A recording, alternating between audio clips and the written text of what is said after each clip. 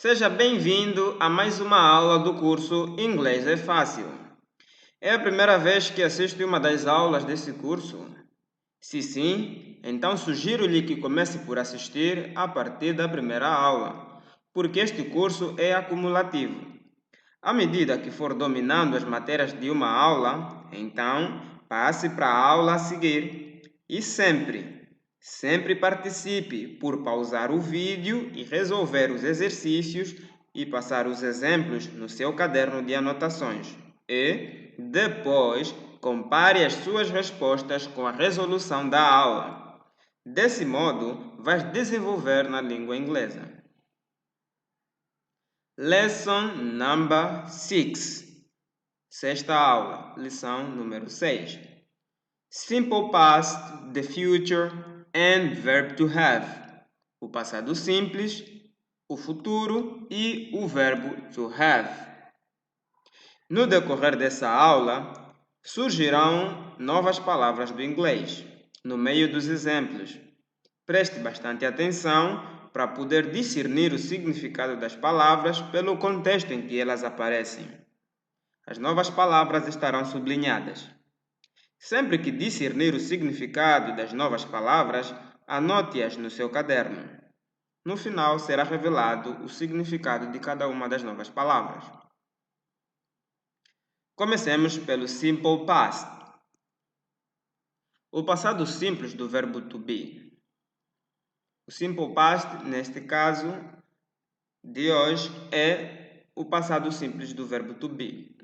Cada verbo tem a sua forma do passado simples. Hoje vamos nos concentrar no verbo to be. I was, you were, he was, she was, it was, we were, you were, they were.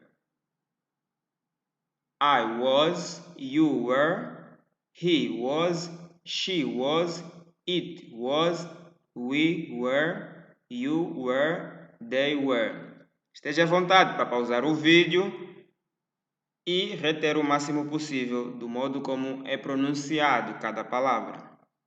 Eu era, tu eras, ele era, ela era, isto era, nós éramos, vocês eram, eles ou elas eram, eu estava, tu estavas, ele estava, ela estava, isto estava, nós estávamos, vocês estavam, eles ou elas estavam. Sempre que quiser usar uma dessas frases, então em inglês é I was, you were, he, she, it was, we were, you were, they were. A forma do passado simples do verbo ser ou estar no inglês. Daqui para aqui, apenas acrescentamos a negação, o not. I was not, you were not, he was not, she was not, it was not, we were not, you were not, they were not. Eu não era, tu não eras, ele não era, ela não era, isto não era, nós não éramos, vocês não eram, eles ou elas não eram. O mesmo para eu não estava, tu não estavas e assim sucessivamente. Example number 1. Novamente, é bom repetir que as frases ou as palavras nos exemplos e nos exercícios que estiverem em itálico e pintadas de vermelho são palavras que já foram aprendidas nas aulas anteriores. Itálico refere-se à inclinação que as palavras apresentam. Esse é o modo itálico. E negrito é o tom carregado.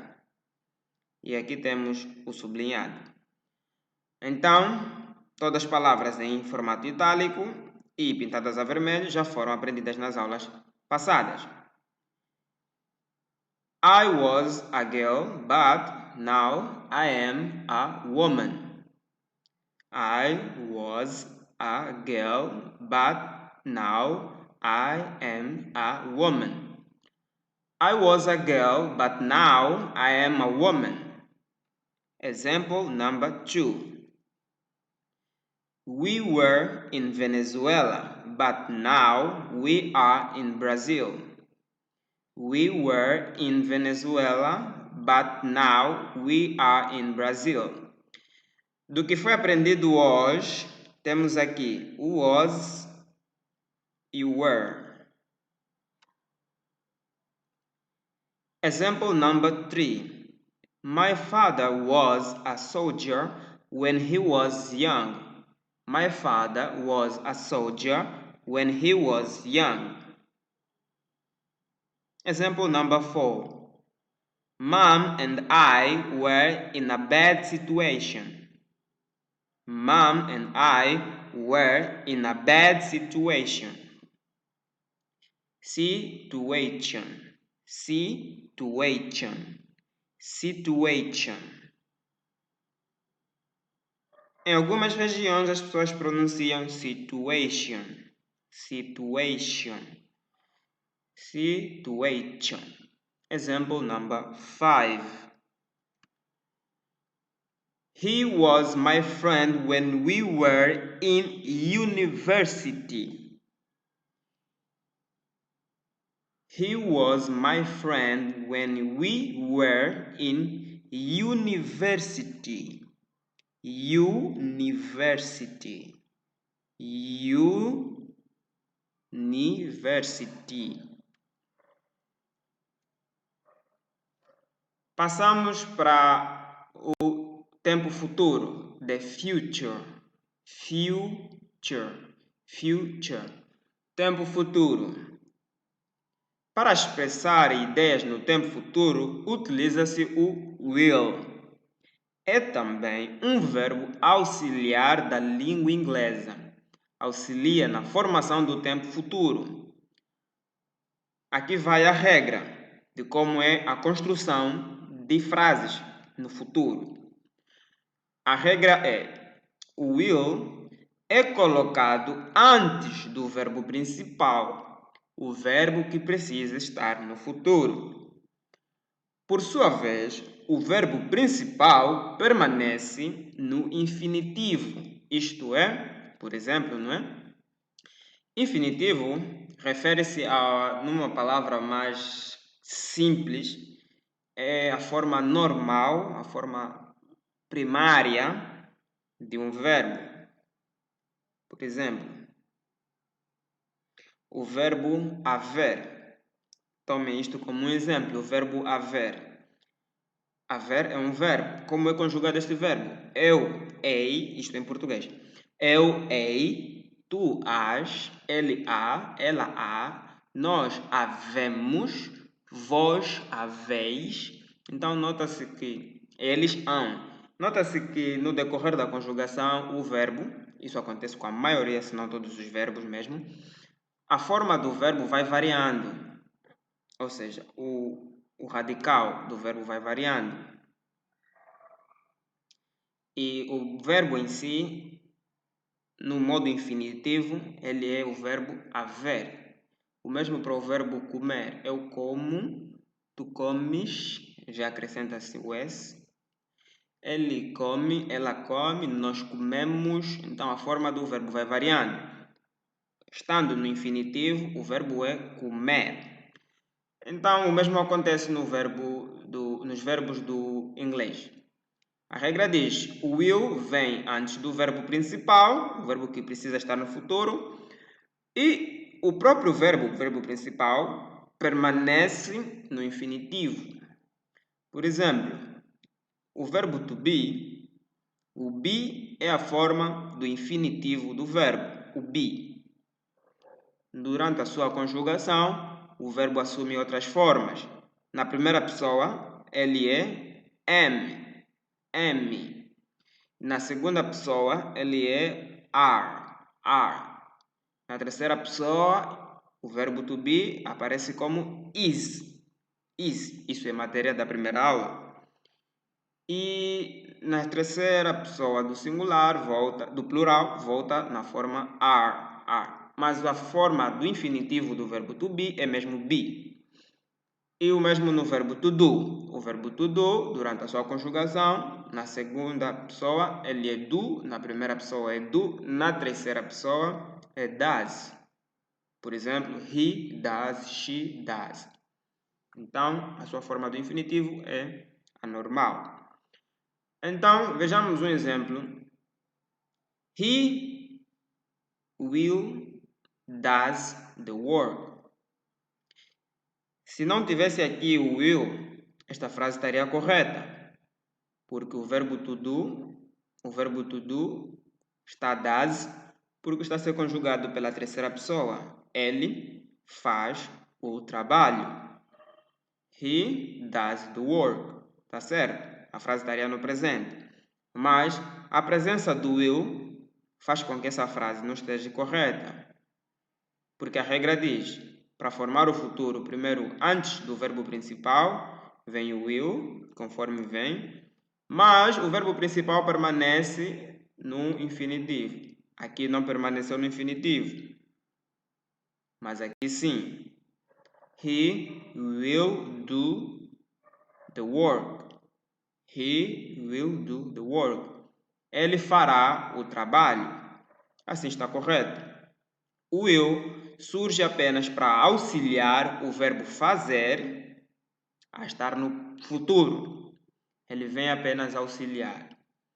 E é necessário que o verbo que está a ser auxiliado permaneça na sua forma normal. Então, a primeira frase está incorreta. She will go home. O mesmo, porque a conjugação do verbo go, que significa ir, go, a mesma forma dele ser conjugada é a mesma do verbo to do. Quando chega na terceira pessoa do singular, ele passa de go para goes. Assim como do passa de do para does, quando está na terceira pessoa do singular, no he, no she e no it, conforme já aprendido nas aulas anteriores. Então, aqui também a primeira frase está errada.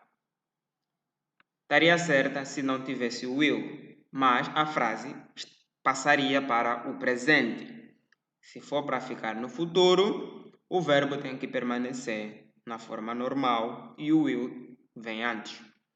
She will go home. Ela irá para casa. Future. I will, you will e assim sucessivamente. Will, mas a negação. I will not, you will not, he will not, she will not, it will not e assim sucessivamente. Note o seguinte. Não surgiu aqui, não está aqui a coluna da tradução. Por quê? Porque o will não tem uma tradução definida como um verbo. Ele é apenas um auxiliar. O significado da frase que está a ser criada para o futuro, o significado da frase depende do verbo principal. O verbo que precisa estar no futuro é que vai dar significado à frase. Como aqui vemos. Aqui fala-se de ir e aqui fala-se de fazer. O will apenas auxilia para que a frase que fala de ir esteja no futuro e aqui é a mesma coisa. Então, não tem um significado ou uma tradução no papel de um verbo. Exemplos: He will love you.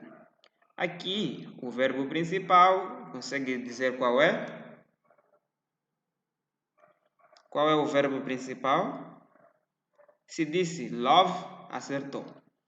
O verbo amar. Ele te amará. Ele vos amará. Conforme aprendido, o you pode significar tu ou vocês. Depende do contexto em que se fala. Ele te amará, ele lhe amará ou ele vos amará. And it will be forever. And it will be forever. Ele vos amará e isto será forever. We will be there. We will be there. Qual é o verbo principal aqui? Se disse que é o verbo to be, acertou. We will be there. We will do that forever. We will do that forever. They will not eat banana. They will not eat banana. Aqui, qual é o verbo principal? O verbo principal aqui é o verbo eat. Já foi aprendido no primeiro vocabulário. Eat. Se não assistiu à terceira aula, onde lá é apresentado o primeiro vocabulário, sugiro-lhe que assim o faça. Example number 4. I will not be your friend. I will not be your friend. O verbo principal novamente é o verbo to be. I will not be your friend. Eu não serei seu amigo, sua amiga. It will not happen. It will not happen. Isto não.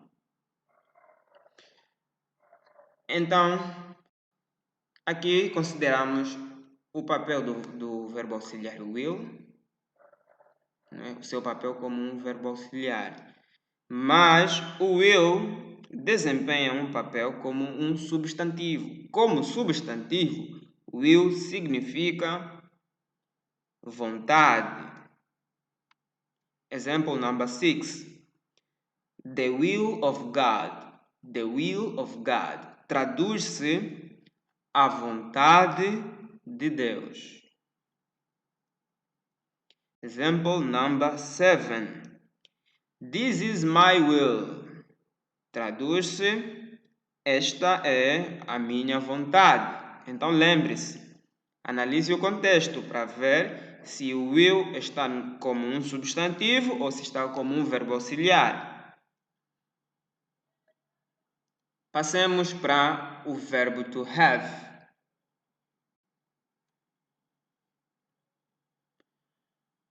O verbo to have traduz-se como o verbo ter, possuir. É também um verbo auxiliar da língua inglesa. Auxilia na formação de frases referentes ao passado. Agora, temos aqui o verbo que auxilia em frases referentes ao passado. Mas não é o único verbo que auxilia na formação do tempo passado. Não. O verbo to do também o faz. Acerca disso, veremos nas aulas mais à frente. É fundamental, o verbo to have, é fundamental na formação do pretérito perfeito, pretérito mais que perfeito e do particípio passado. Verb to have. I have, you have, he has, she has, it has, we have, you have, they have. Eu tenho, tu tens, ele tem, ela tem, isto tem, nós temos, vocês têm, eles ou elas têm. Verb to have mais a negação. Novamente, daqui para aqui apenas acrescentou-se o not. I have not, you have not, he has not, she has not, it has not e assim sucessivamente.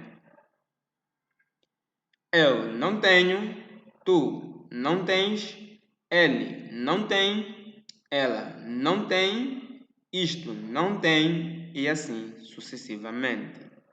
Esteja à vontade para pausar o vídeo e reter o máximo de como é pronunciado o verbo to have. Chegamos ao momento de revelar as pouquíssimas, porque não foram muitas, das novas palavras que apareceram nos exemplos.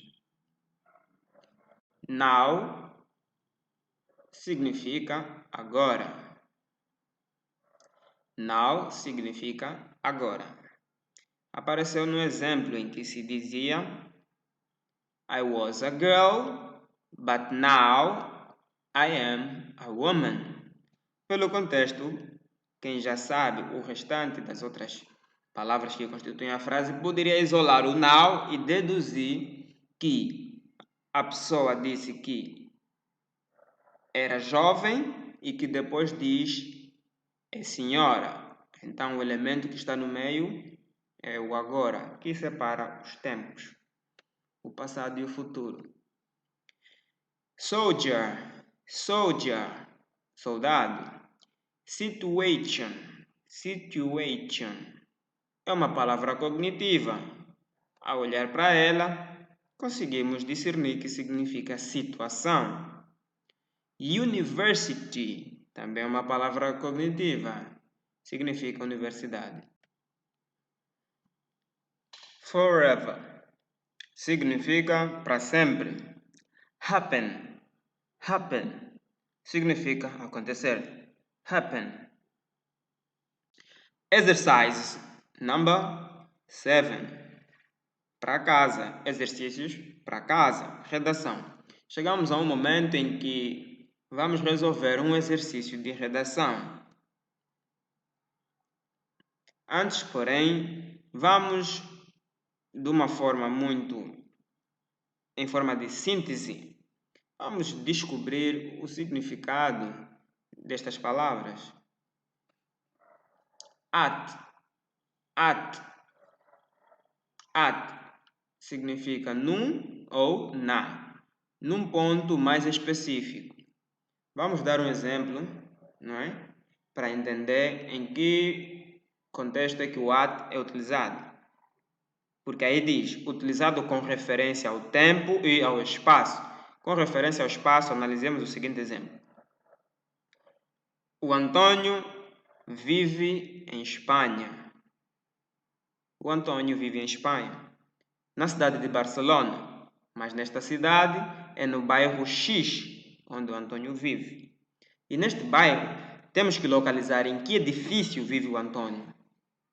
Uma vez localizado o edifício, ainda não sabemos onde vive o Antônio, porque o edifício tem vários andares. Em que andar vive o Antônio? O Antônio vive no penúltimo andar. Neste andar, há vários apartamentos. Em que apartamento vive o Antônio? O Antônio vive at apartment 1. 1 significa 1. Antônio lives, ou Antônio duel, palavra que surgiu no primeiro vocabulário. Antônio duel at apartment number 1. Antônio mora no apartamento número 1. Então, o at é utilizado num ponto mais específico, com referência ao espaço. Por exemplo, se alguém quiser dizer, olha, coloca isto naquele ponto, naquele sítio, naquela posição, ou mais especificamente, requer que a pessoa utilize o at. Utilizado com referência ao tempo, não é? Suponhamos que marque-se um compromisso para o mês de abril. O compromisso está marcado para o mês de abril. O mês de abril tem vários dias. Então tem que se dizer qual é o dia. E o dia tem várias horas. Então, ao indicar a hora, que é o ponto mais específico do compromisso, utiliza-se o at. Nós faremos a reunião em abril, no dia X, at 10 horas. Então, é nesse contexto que o at é utilizado. Bem, é teoria por meio dos exercícios, por meio dos exemplos, de uma forma prática, vais entender melhor e vais se habituar a utilizar o at e a discernir quando é que o at é necessário neste contexto. Tu tem um significado muito abrangente. Não se entende pela teoria, mas sim pela prática. À medida que for exercitando, por meio dos exemplos, vai entender bem em que contexto é que o tu é utilizado, porque ele tem um contexto muito amplo. um significado muito amplo. O mesmo o by. By, também, assim como tu, tem um significado muito amplo que varia de contexto a contexto. Aqui vamos apenas analisar de uma forma sintética. Tu significa para. Não faça isso. Também para, também a ele. Ou seja, também a. No sentido, não faça isso a ele. Ele fez isso à senhora. Então, ele faz isso à senhora, não é? He do that to the woman. He do that to the woman. To. Ele faz isso à senhora ou ele faz isso para a senhora. And é o mais simples. Significa e sempre significará e. And significa e. Banana, maçã and goiaba. Banana, maçã and goiaba. Significa e. Paulo, Joana and Roberta. Paulo, Joana and Roberta. And significa e. By, por ou a. Em um contexto onde by significa por, imaginemos step by step. Essa frase é muito utilizada, step by step. Step significa passo. Então, step by step significa passo por passo, ou um passo de cada vez. Então, nesse contexto, quando ver a palavra by, está a significar passo por passo. Então, ele aí assume um significado de por. Outro exemplo, day by day. Dia por dia, não necessariamente. Um dia de cada vez. Então, step by step, passo por passo, day by day, dia por dia, um dia por dia, ou, num significado mais adequado, um dia de cada vez. E também pode assumir, não é, o papel de no seguinte exemplo, façamos isso à sua maneira, façamos isso à maneira deles. Então, let us do that by sua maneira, by his way, a sua maneira. Então, não é? O by serve para ser utilizado, não é? Indicando o modo como algo é realizado. Algo está a ser realizado pouco a pouco, passo a passo, step by step. Algo está a ser realizado à maneira de alguém. E também indicando o instrumento ou o meio utilizado. Suponhamos, as crianças foram à escola by autocarro. Eu vou trabalhar by autocarro, carro. Então, o by, nesse contexto, para indicar o instrumento ou o meio que está a ser utilizado para realizar algo, ele significa de. As crianças foram à escola de carro. A viagem foi realizada de barco. Então, é pelo contexto que aprenderás o seu uso, bem como do tu. Não é na teoria. E, felizmente, este curso foi projetado para ser interativo, prático. Esta é a prática que surgirá, que estará presente no decorrer deste curso. Um monte de exercícios práticos que vão te permitir, pelo contexto, reter o máximo possível de como utilizar as palavras. Como discernir automaticamente quando é que se utiliza o by, quando é que se utiliza o to, sem ser necessário decorar um monte de teoria, porque não é esse o modo como se aprende um novo idioma. O exercício que fica para casa, em forma de biografia, é o seguinte: traduzir esta redação para o português. Pode usar um dicionário para lhe auxiliar na tradução.